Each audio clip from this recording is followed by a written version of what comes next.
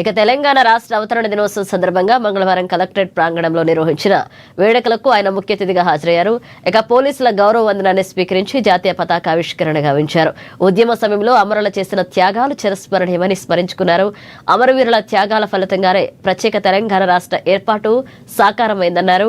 ఇక తెలంగాణ అన్ని రంగాల్లో అభివృద్ధి చెందుతూ పక్క రాష్ట్రాలతోనే కాకుండా అభివృద్ధి చెందిన దేశాలతో పోటీ పడుతోందని తెలిపారు. విద్యతో పాటు నైపుణ్య శిక్షణ రంగాలకు ప్రభుత్వం పెద్దపీట వేస్తోందని ఆయన వివరించారు. ప్రజలకు అనేక సంక్షేమ పథకాలు అమలు చేసి ప్రజాపాలన గావిస్తోందన్నారు. ఉమ్మడి జిల్లాను అన్ని రంగాల్లో అభివృద్ధి చేయడమే సీఎం రేవంత్ రెడ్డి లక్ష్యమన్నారు.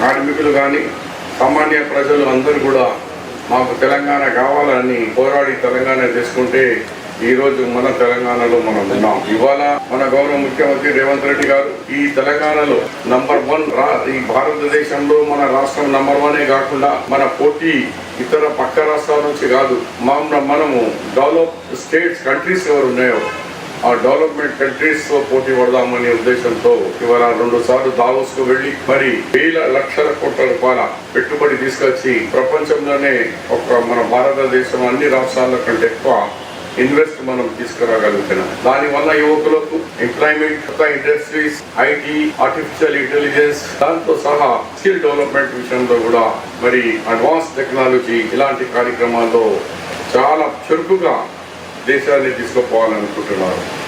మనం విద్యలో చూస్తే అదే BA, BCom, BSc, ఆ BA, BCom, BSc దాంట్లో తర్వాత చదువుకున్నాక జాబ్స్ లేవు.